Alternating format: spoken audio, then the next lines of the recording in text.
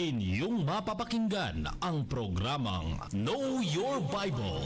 Alamin ang inyong Biblia. Hatid sa inyo ng World Radio International and is supported by Church of Christ. Narito na si Brother Daniel Oliva. Magandang umaga po mga kaibigan at mga kapatid. Dito na naman ang programang Alamin ang inyong Biblia. Know Your Bible program. Matid po siya ng World Radio International to White Sparrow Road, Church of Christ in West Monroe, Louisiana, USA. Inyo pong lingkod na nagbibigay ng mensahe, Brother Dan Oliva. Ito po ay marinig nyo every Sunday dito po sa GMA Radio, Barangay LS 92.7, every Sunday po between 5 to 6 o'clock in the morning, at marinig nyo ito sa Baguio, Benguet Province, La Union. Nakakarating po ito ng Abra hanggang po sa Pangasinan, Lingayen, Sual, Anda at hanggang pong Bulinaw and other places na nararating po ng ating radio signal ng GMA, DWRA. Binabati po natin ang ating radio listeners sa Baguio, Benguet, mga Kapsula family dyan sa Itugon, Balawas family, at of course iba pang listeners natin, lalo dyan sa Arangay, La Union, kapatid na Fidel Tasio, and of course Barangay J. Manungdo Bangkiray, and the rest of our listeners all over the Philippines and all over the world. Of course, nasa YouTube po tayo, at advance po ito ng 2 to 3 days before the radio broadcast. Ang ating pong paksa na pag-uusapan ay pinamagitan ko, Healing from a Broken Relationship, from the book of Psalms chapter 34 verse 18, and Psalms 147 verse 3, intended for May 3, 2026. So ang ating pong pag-uusapan ay kung paano gumaling, magkaroon ng recovery from a broken relationship. Isa pong relasyon na nabasag o nagkahiwalay, sa pamamagitan mo ng salita ng Diyos kung paano sila ay pagbabalikin. Ang ating pong mga teksto, Awit Kapitulo 34, 18 at Awit 147 verse 3. Ganito pong sinasabi ng Biblia, The Lord is close to the brokenhearted and saves those who are crushed in spirit. Psalms chapter 34 verse 18. He heals the brokenhearted and binds up their wounds. Yun po sinasabi sa Psalms chapter 147 verse 3. Para po sa ating mga kapatiran, mas maganda pong mabasa rin natin sa ating salitang atin, Psalms chapter 34 verse 18, mga awit 34, talatang 18. Ganito po ang sinasabi ng Biblia, mga kaibigan at mga kapatid. Tinutulungan niya ang mga nagdurusa at di binibigo ang walang pag-asa. Yan sa Psalms chapter 34 verse 18. And also finally in Psalms chapter 147 verse 3. Ganito po sinasabi, ang mga pusong wasak ay kanya ring lulunasan. Ang natamo nilang sugat ay bibigyang kagalingan. Yun po ang mga translation natin sa ating salitang wikang Pilipino. Now let's go to our introduction. A little bit statistics muna, mga kapatid. Every day, anywhere in the whole world, there is always a broken relationship among lovers, friends, family, and even business partners. So, sa amang sulot ng daigdig, araw-araw po ay magkakaroon ng mga tinatawag na broken relationship, mga relasyon na nagkakaiwalay sa mga nagmamahalan, sa mga magkakaibigan, sa pamilya, at pati na rin sa mga business partners. According to a 2024 survey reported, there are about 600,000 couples filed for divorce. So, taong 2024, meron pong naitala 600,000, 600,000 ang nagdiborsyo worldwide. Kalain nyo yan, 600,000. And of course, another survey, 2025, it was also found out that 91% of people had separated than their former best friends. So ayon po sa isang survey, 2025, 91% daw ng mga tao ay nagkahiwalay sa mga tinatawag nilang best friends. At of course, dito sa Pilipinas, 1 in 3 Filipino youth grew up without the presence of both parents according to 2021 and 2022 survey. So dito po sa ating bansang Pilipinas, isa sa 3 Pilipinong teenager, mga teenager, hindi pa dumarating ng edad na 21 hanggang 18 po, teenager pa rin yan. So sabi nila, karamihan sa mga kabataan dito sa Pilipinas, 91%, nagkaroon po sila ng mga magulang na naghihiwalay. So yan po ang statistics natin worldwide, Pilipinas man at sa buong mundo. Now, another statistic, between the year 2024 to 2025, manager engagement dropped to 22%, indicating a decline in commitment among business partners. So even yung mga magkakasama sa negosyo, year 2024, 2025, about 22% ay nagkahiwalay din. Sa mga anong dahilan, yan pong ating pag-aaralan sa ating leksyon na pinamagatan kong Healing from a Broken Relationship, God's Way. Ito pong relasyon na pinag-uusapan natin, hindi lang po among lovers o nagmamahalan, but even among friends, family, and even among business partners. So, 3 pong puntos ang ating pag-aaralan. Number 1, in this lesson, we shall learn the following points. Number 1, the causes of broken relationship among people. Bakit naghihiwalay ang mga tao sa mundo? Pamilya, magkakaibigan, nagmamahalan o pati mga business partners. Number 2, what are the effects of this broken relationship in our society? So ano pong dahilan at ano ang resulta ng mga paghiwalay nito sa ating lipunan? Worldwide, of course, hindi lang po sa Pilipinas. And number 3, ito pong pinaka-importanting parte ng ating leksyon. What is God's way of healing these broken relationships? Ano po ang pamamaraan ng Diyos na mababasa natin sa Biblia para magkasundo itong mga nagkakahiwalay na mga nagmamahalan, magkakaibigan, pamilya, pati ang mga tinatawag nating business partners. So, yan po yung ating mga sasagutin sa ating leksyon. At kung kayo po ay hindi pa nakapag-subscribe sa YouTube channel na Know Your Bible Program, inaanyahan ko po kayo na mag-subscribe kayo. Libre po, walang bayad. At nawa, ang mga leksyon na ito ay marami tayong matututunan. Kung meron kayong natututunan, pwede nyo pong i-share sa mga kaibigan, mga kapatid, para naman sila ay matuto tungkol sa salita ng ating Panginoon Diyos. Now, let's go to the first part of our lesson. What are the causes of broken relationship among people? Bakit naghiwalay ang mga tao? Whether friends, lovers, families, and even business partners. Number 1, among lovers or romantic relationship muna. So, mga nagmamahalan. Well, sometimes, one reason is lack of communication and trust. Kulang daw sa komunikasyon. Pati na rin sa pagtitiwala. Infidelity, dishonesty, and failing to discuss needs destroy a romantic relationship. So, kung walang pagtitiwala, kasinungalingan, at hindi pinag-uusapan ng mga problema, ang resulta po niyan ay paghiwalay. Growing apart on different goals. Kumisan, habang sila ay tumatanda, iba-iba yung layunin ng bawat isa. Yung isa gusto ganito, yung isa naman gusto ganon. So, sometimes there is what you call incompatibility due to varied priorities because of career, and of course, location, and the desire for children. Halimbawa, ito mga single nagmamahalan, no? Incompatibility due to varied priorities. Yung isa gusto niya ng ganito. Gusto niya patuloy yung career niya, yung karera niya. Huwag muna mag-asawa. At siya naman ay napupunta sa ibang lugar.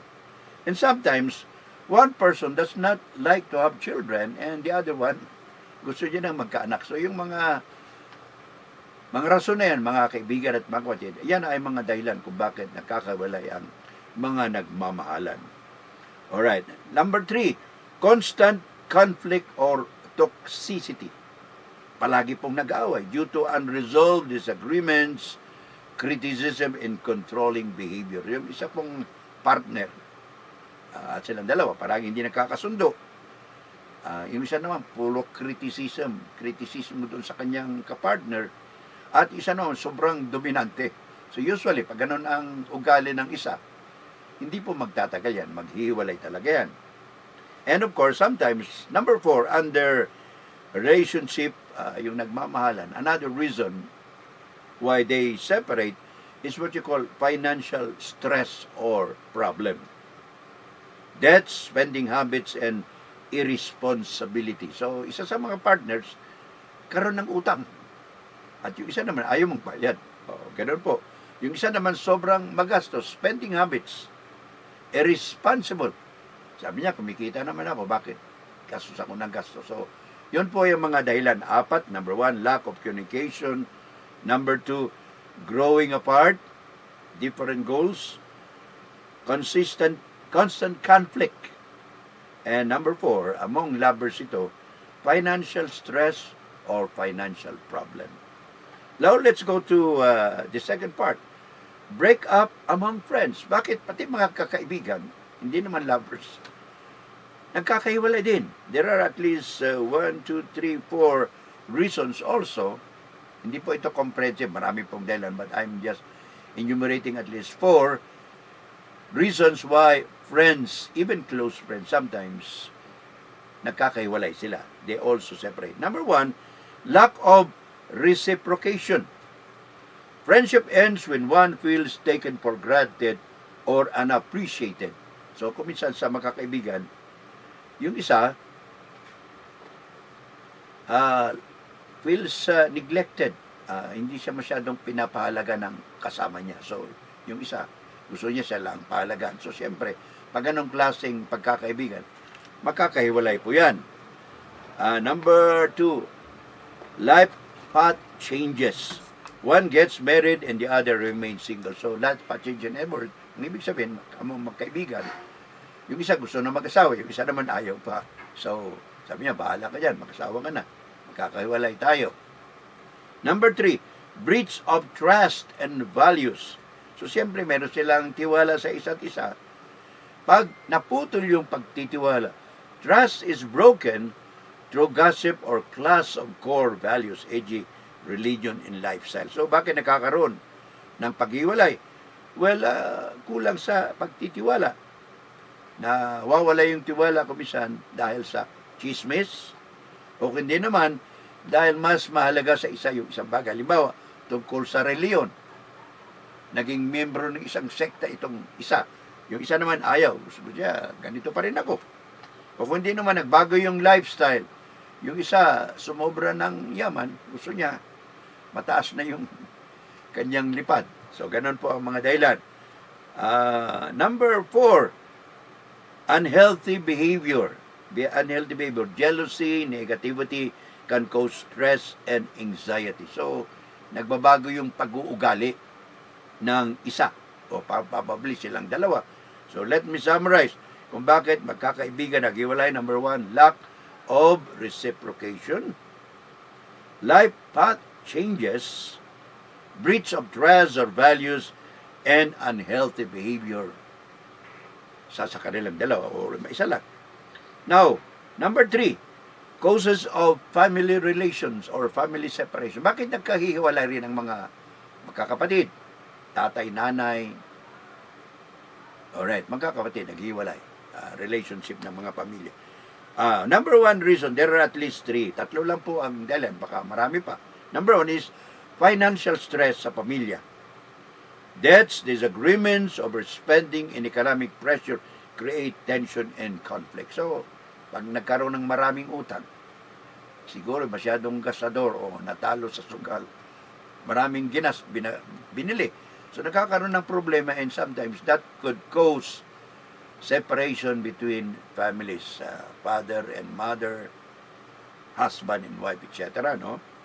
Substance abuse and addiction. Ito po isa sa mga dahilan kung bakit nagkakahiwalay even among families, children and parents. naging addict yung isa, nakasama sa pamilya, hindi lang addict, kumisan, sometimes physical abuse, naging abusive siya dahil naging addict sa droga, nagiging violent siya. So yan ay pwede pang maging dahilan kung bakit nakakahiwalay ang pati pamilya. Drugs and alcohol lead to unpredictable behavior and final separation. Number 3, communication breakdown. So wala nang nag-uusap. Leads to misunderstanding, resentment, and emotional distance. So, pagdating sa bahay, mag-asawa hindi nag-usap. Yung mga tatay at nanay hindi rin nag-usap. Finally, of course, it will result to break up of relationship, even in family. Alright, ulitin ko po. What are the causes of family separation? There are 3. Number 1, financial stress or problem. Some substance abuse or addiction. And number 3, communication breakdown. Yun po yung pangatlo. Now, let's go to business partners breakup. Bakit naghiwalay din yung mga magkakapartner sa negosyo? May mga dahilan din po yan. There are at least 5 reasons why even business partners ay nagkakahiwalay. Business partners, negosyo Number 1, unequal contribution. In terms of work, money, and carrying the burden of responsibility. Unequal contribution. In other words, pag dalawa kayo, business partner, yung isa mas maraming trabaho. Yung isa magaan, pa-relax lang siya. Sabi niya, magaling naman itong partner ko. Bahala na siya. So, one of the reasons why business partners break up. Number 2, mismatched goals and visions on long-term strategy on growth and investment. So, primero, okay sila. Sa tagalan ng panahon, yung isa gusto niyang mag-expand, hindi lang sa Pilipinas, punta ng ibang bansa. So kung hindi, siyempre, pag hindi sila nakasundo sa mga long-range plan nila, very possible na magkakaiwalay sila.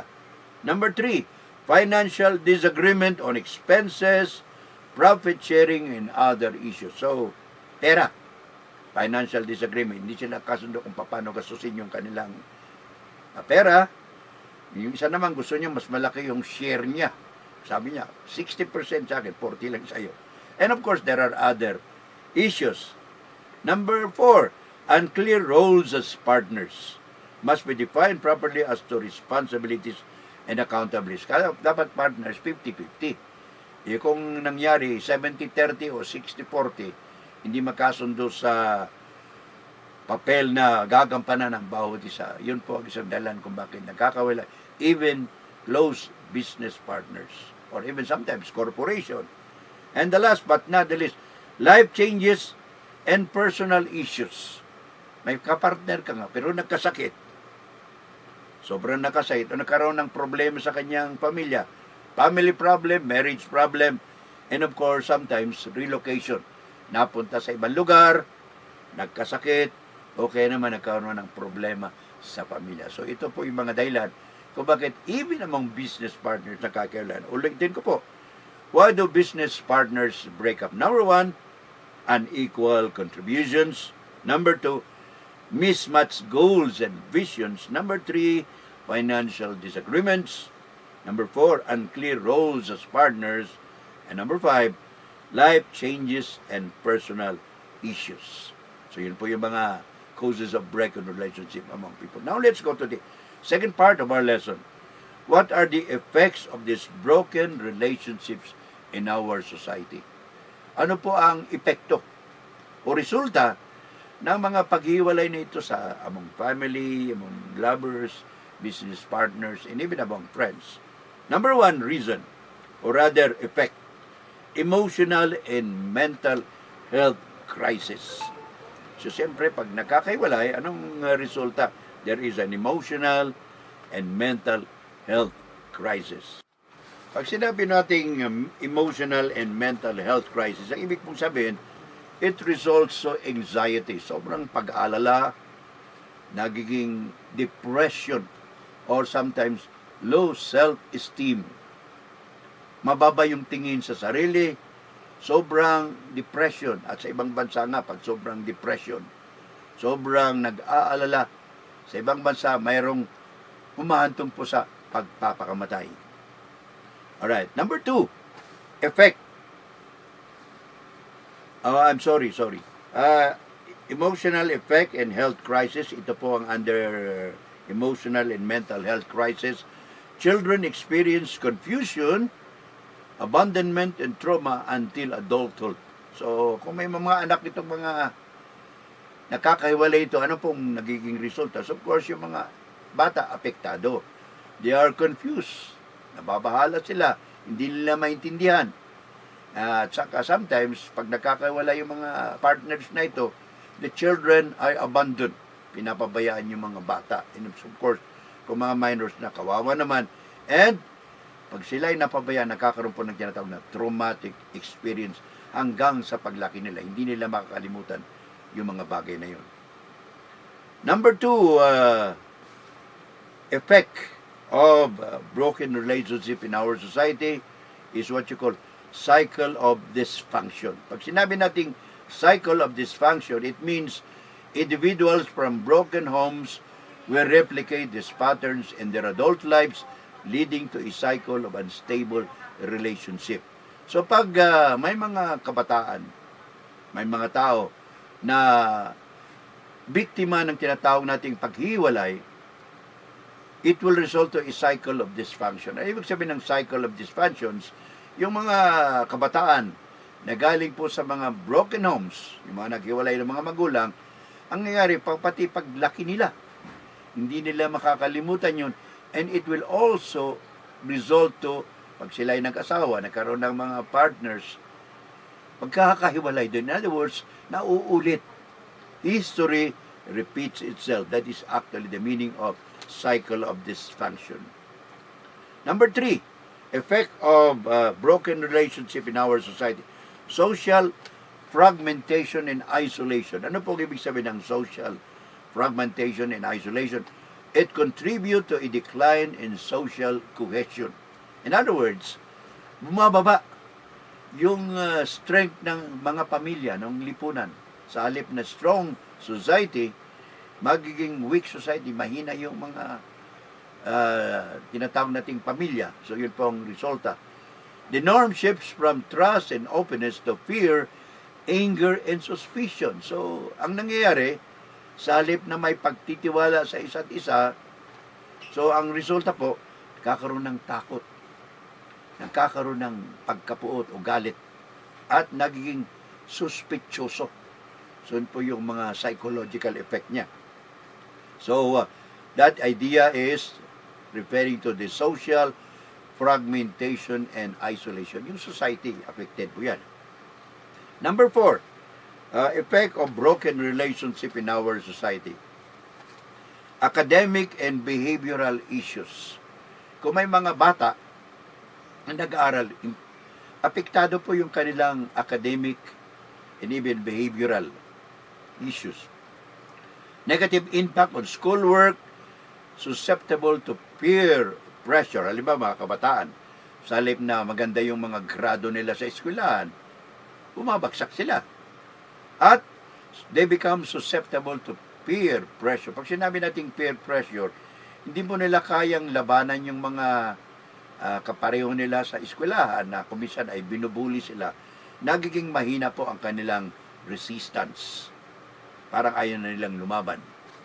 Leading to absenteeism, behavioral problems, and even sometimes delinquency. So, mga kabataan po apektado nito. Sa halip na pumasok sa eskwelahan, ayaw na nilang pumasok. And sometimes, pati yung kanilang behavior.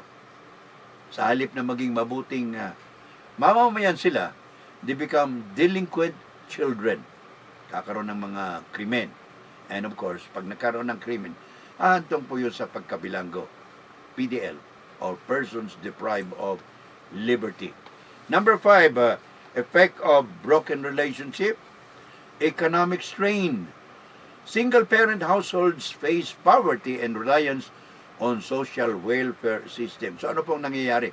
Economic strain, nabibigatan yung mga, hindi lamang yung gobyerno natin, pati mismo yung naghiwalay. Single-parent households. So pag ikaw single, nag-iisa ka na magulang, Pwede ka lalaki, babae. Palalakihin mo yung mga bata, mag-isa ka lang. Siyempre, hindi madali po yun, mga kaibigan, mga kapatid. And of course, reliance on social welfare system. So, ang mangyayari, manghingi ka ng tulong sa barangay. Pupunta ka sa DSWD para makaimingan ng tulong, mga ayuda dyan, dito at doon. So, yan pong ibig sabihin ng economic strain. Number 6, effect of broken relationship in our society, physical health consequences. Ano pong ibig sabihin ng physical health consequences? Broken relations lead to weakened immune system. Kapag nahiwalay isang tao, apektado po yung kanyang kalusugan. He becomes immune to sickness and diseases. Humihina po ang kanyang immune system. And of course, other health issues, kakaroon pa siya ng high blood pressure, tataas yung presyo ng dugo niya, and sometimes it will even lead to cardiovascular diseases o sakit sa puso. Number 7 and the last, effect of broken relationship in our society, financial cost of separation. Halimbawa, mag-asawa. Anong nangyayari, especially sa Amerika? Meron pong gastos pag nagdiborsyo. Mabuti na lang sa Pilipinas. Walang diborsyo, pero meron pa rin gastos kapag ikaw ay nagkaroon ng annulment of marriage. May resulta, may gastos po yan. Babayaran mo yung mga abogado. Legal fees and splitting of asset. Kung sila ay may mga ari-arian, kakaroon din po ng problema ng paghahati sa kanilang mga ari-arian. So, yun po yung mga financial cost of separation. Ulitin ko po, mga kaibigan at mga kapatid, for the sake of our brothers and sisters, what are the effects of this broken relationship in our society? Number 1, there is emotional and mental health crisis. Number 2, there is a cycle of dysfunction. Naulit po yung mga pangyayari. Number 3, social fragmentation and isolation. Humina po yung ating mga lipunan, ang ating mga pamilya. Number 4, academic and behavioral issues, pati pag-aaral ng mga bata, apektado. Number 5, economic strain, especially kung nag-iisa ka na lang na magulang, magpapalaki sa maraming bata. Number 6, physical health consequences. Kakasakit ka, hina yung immune system, of course, high blood pressure, tataas yung presyon ng dugo mo, at magkakasakit ka sa puto. And finally, financial cost of separation. Pag nagkahiwalay, whether it's divorce or tinatawag nating annulment, may gastos po yan sa korte, sa abogado, at kung may mga ari-arian, pati yung mga ari-arian apektado. Magkakaroon po ng tinatawag na hatian. And of course, that's a problem. Now, let's go to the last part of the lesson. The most important part of our lesson is God's way of healing this broken relationship. Para hindi po magkaroon ng tinatawag na broken relationship o paghiwalay, whether mag-asawa, magkaibigan, nagmamahalan, pati mga business partners. Ano po ang solusyon? I would like to submit at least 6 way of healing this broken relationship. Number 1, initiate forgiveness. Even alone. In other words, kahit nang isa ka, magsimula kang magpatawad. To release bitterness which is needed for personal healing, even if the person does not change. So, yung kapartner mo ayaw magbago, pero ikaw gusto mong magpatawad. Mas maganda yung nagpapatawad ka, maalis yung bitterness, sakit sa katawan, sakit sa dibdib, sakit sa puso. Willing ka na magpatawad, mas madali kang magkakaroon ng tinatawag na healing power o healing process mula sa Panginoon.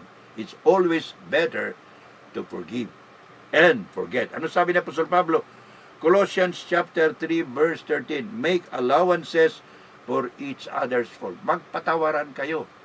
Sapagkat pinatawad kayo ng Panginoon, magpatawad ka rin sa iyong kapwa. Number 2, focus on your own actions. Huwag mong sisihin yung kapartner mo. Pareho naman kayo may kasalanan. Pero mas tingnan mo ang sarili mo. Ano sabi ni Jesus Christ? Not on the fault of others, but your own contribution to the conflict. In other words, remove first the log from your own eye. Sabi ni Kristo, Huwag mong titingnan yung puwing sa kanyang mata. Bago mo tingnan ang puwing ng mata ng ibang tao, ng kapartner mo, kaibigan mo, alisin mo rin yung puwing, mas malaking puwing sa mata mo. Yan pang sabi ng Panginoon sa Matthew chapter 7. Number 3, empathy and understanding. Dapat maging maunawain ka. See the situation by the other person's viewpoint. Jesus Christ understand the weakness of people. Ito pong maganda ito. Empathy or understanding. Unawain mo kung bakit kayo nagkahiwalay. Huwag mong tingnan lamang yung kaibigan mo kung ikaw, may sabi mo siya may kasalanan. In other words, try to understand bakit kayo naghiwalay. Ano ba ang point of view niya? Ano ang reason o dahilan kung bakit naging ganun siya? In other words, try to understand his weakness. Ano bang naging kahinaan niya? Unawain mo, baka naman mas mahina ka pa sa kanya. As Christ also understand the weaknesses of people. Si Kristo po naintindihan niya yung ating kamalian. Christ understands us, and that is why He can always forgive us. Number 4, be a peacemaker. In other words, seek reconciliation and act as the bridge builder in conflict. Ikaw maging dahilan, parang ikaw yung tulay na magkaroon kayo ng tinatawag na reconciliation. Be the peacemaker. Blessed are the peacemaker, for they shall be called children of God. Sabi ng ating Panginoon Kristo sa Matthew chapter 5. Huwag ikaw ang maging dahilan ng paghiwalay, kundi ikaw yung dahilan para kayo ay magkabalikan. Number 5, surrender to the timing of God. In other words, God can restore relation in His own time. Trust Him to heal your heart and move forward. In other words, huwag kang magmadali. Bigyan mo ng oras o panahon ang iyong kapartner. Kung talagang gusto mong magka-reconcile kayo, magkasundo kayo ulit, huwag kang magmadali. Give Him time, and of course, wait for the time of God also. Alright, number 6 and the last, pray for the other person. Ito pong pinakamalaga. Dalanginan mo yung taong yun, so that the Lord will soften his or her heart, leading to restoration of your relationship. Ano sabi ni Apostle Paul sa Romans 12 verse 19? Not seeking revenge, but allowing God to handle justice. Ano sabi ni Apostle Paul? Do not seek revenge, but let God seek revenge. Akin ang paghiganti. Ako ang maghiganti, sabi ng Panginoon. Romans 12 verse 19. So, in other words, ano sabi ni Kristo? Matthew 5:44-45. Pray for those who persecute you and say all things evil against you. Mas maganda idalangin mo. So, summary po mga kaibigan at mga kapatid. How to heal broken relation by God's way. God's way of healing this broken relationship. Ulitin ko po, there are 5 or rather 6. Number 1, initiate forgiveness. Ikaw yung unang magpatawad. Number 2, focus on your own action. Ibig sabihin, sa halip na tingnan mo yung kamali niya, tingnan mo din yung pagkakamali mo. Number 3, empathy and understanding. Unawain mo kung bakit kayo nagkahiwalay. Ano ang talagang dahilan. Number 4, be the peacemaker. Ano sabi ni Kristo? Blessed the peacemaker, for they shall be called the children of God. Number 5, surrender to God's timing. Huwag kang magmadali. Hintayin mo na ang Panginoon ay tumulong sa iyo at ang oras, ang panahon ay tumulong din para makalimutan. Sometimes sabi nila, time is the best healer.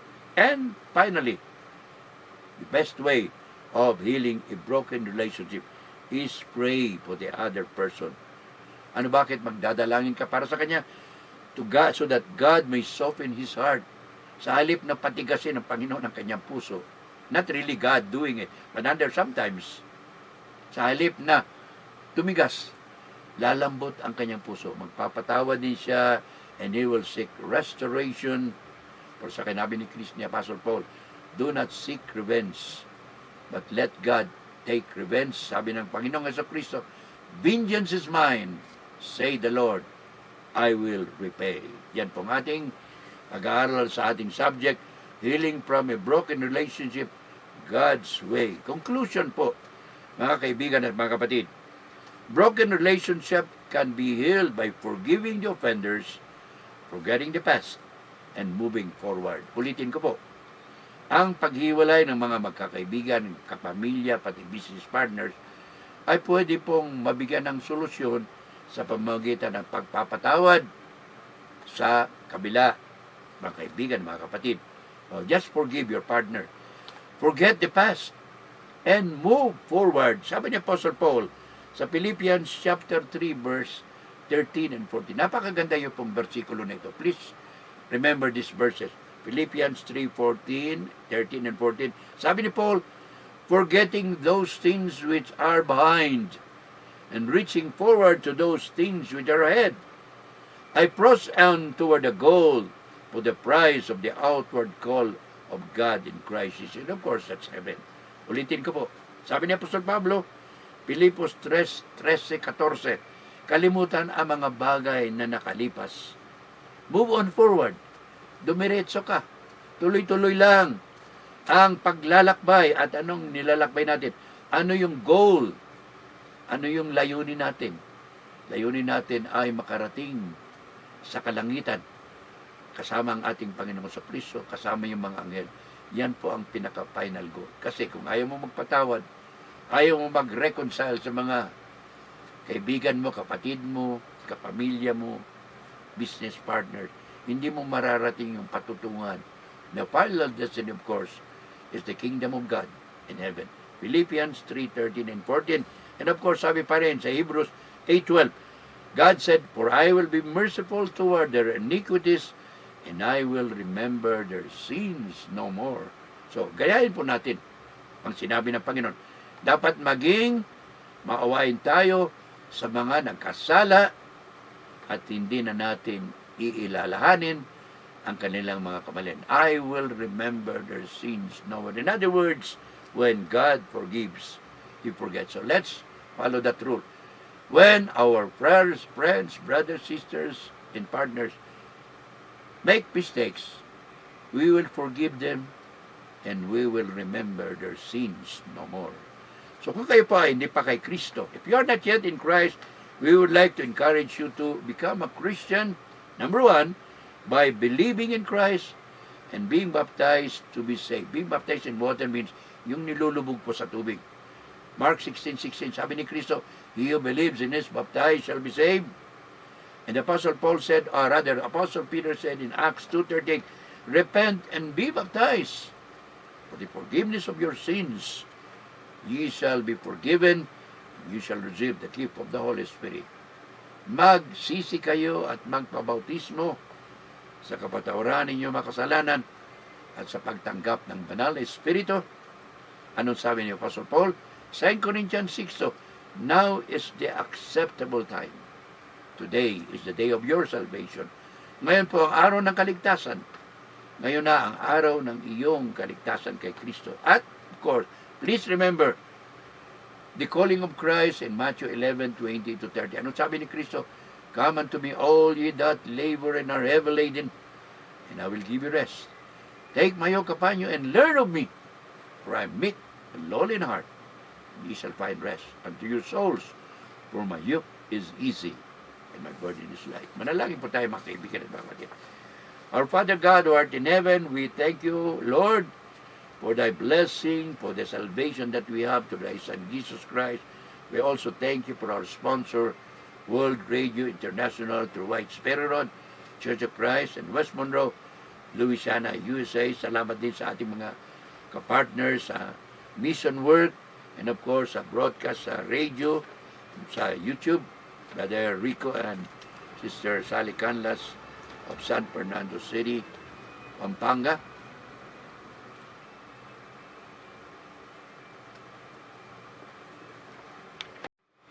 Brother June and Sister Rose Contalasco sa Ontario, Canada. Brother June and Sister Dina Caugiran of Metro Manila Congregation. Brother Ed and Sister Beulah Lauder of California.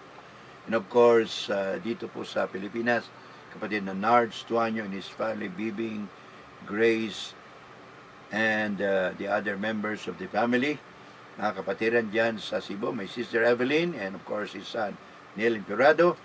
Mga kapatiran sa Lingay, kapatid na Greg, and Sister Luz Manuel, Brother Jonathan and Annalyn Ramos, sama po dyan Sister Hilda and Juanita Manuel. Diyan po rin po sa La Union, kapatid na Jay Bangkira, and of course, Brother Fidel Tasio. Yan po sa Cabanatuan, Brother June and Sister Teza Baya.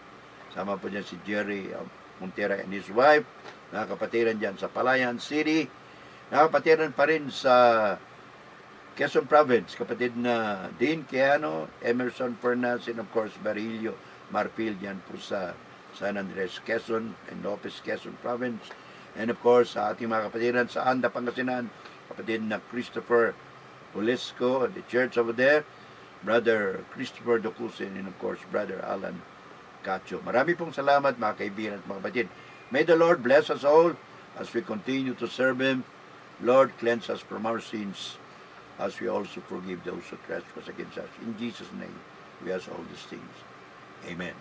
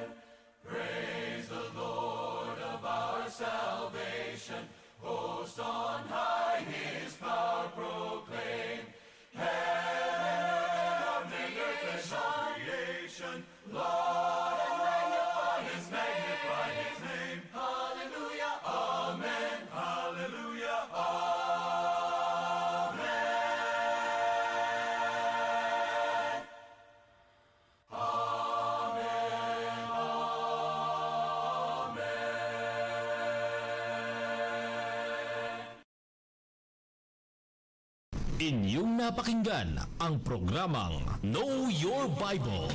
Alamin ang inyong Biblia. Hatid sa inyo ng World Radio International and is supported by Church of Christ.